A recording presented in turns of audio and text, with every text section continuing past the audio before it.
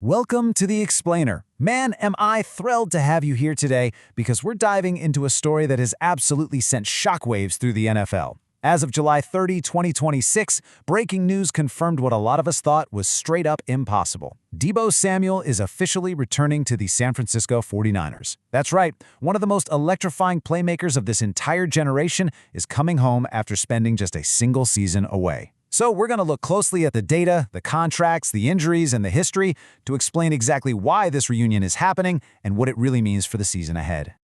Section 1. The Surprise Reunion. Okay, let's dive right into this by unpacking the sheer shock value of this offseason move. Just a short while ago, this reunion wasn't even on the radar. $7 million. That is the maximum value of this one-year contract. Now, what's really fascinating about this $7 million figure is the context behind it. It represents a pretty significant pay cut for a guy with an all-pro pedigree. You see, Deebo spent nearly 5 agonizing months just sitting on the free agent market.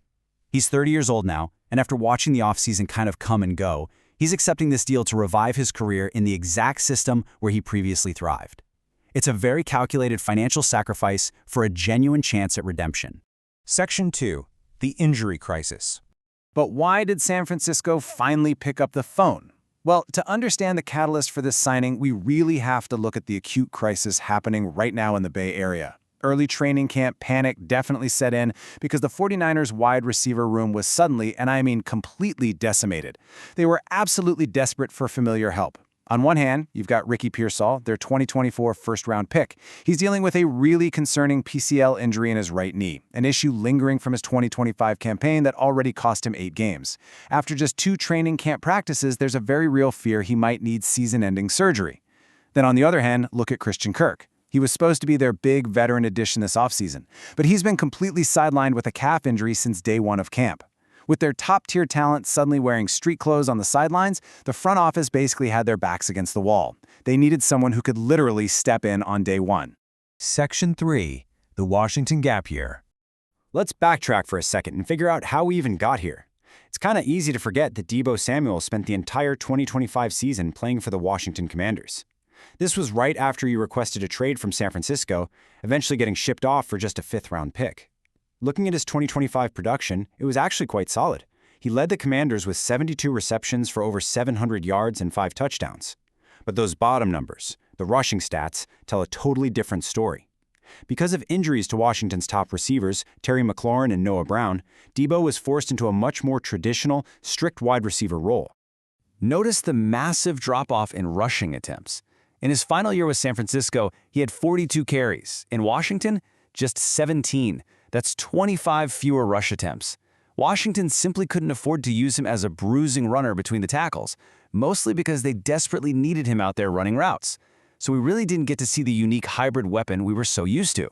But hey, don't let the lack of carries fool you into thinking he lost a step. No way. Despite being locked into that traditional receiver role, he still demonstrated elite explosiveness. I mean, he averaged a career-best 10.1 yards per reception last season, and he casually averaged over 30 yards every single time he returned a kickoff. The spark was absolutely still there. It was just deployed a bit differently. Section 4. Remembering Prime Deebo. Now let's see how this builds our understanding of his value today. To really grasp why Deebo Samuel is the absolute ideal band-aid for this current 49ers injury crisis, we need a quick dose of nostalgia. We've got to remember his historic run from 2019 to 2024 under head coach Kyle Shanahan.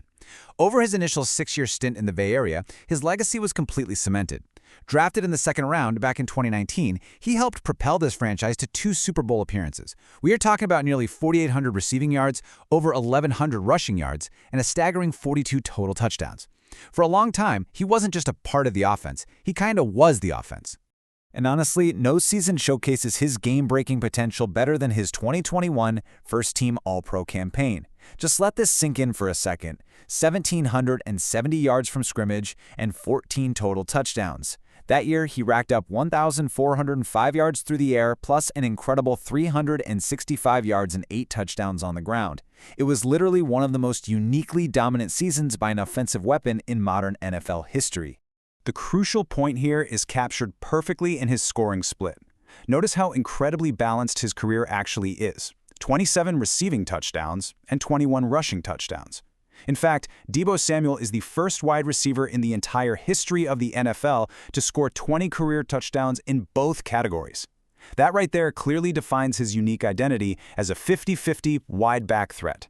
Defenders literally have no idea whether he's about to run a post route or just take a handoff right up the middle. But when he does catch the ball, this number is what keeps defensive coordinators awake at night. 8.7. Since 2019, Deebo has averaged 8.7 yards after the catch. That ranks number 1 overall among all NFL receivers with at least 100 catches. Once that ball is in his hands, he basically turns into a running back with elite vision and power. Section 5. The 2026 impact.